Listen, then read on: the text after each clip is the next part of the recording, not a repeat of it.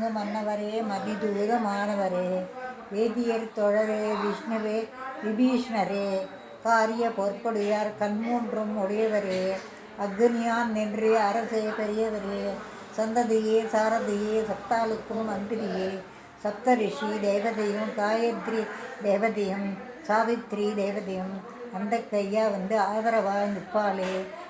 பக்தர் வசிஷ்டர் மகாமுனிவர் சித்தத்தால் தேவேந்திரன் வந்து துணை செய்தாரே. கிருஷ்ண திருவுடமே திருவேணி சங்கரரே பூக்கும் 2 பூக்கும் அரசேர் புண்ணேர்கள் தேக்கும் அரசே. அரசு அரசுன்னா வினை தீரும் திருப்பார்கடலில் பெரிய அரசுன்னா வினை தீரும்.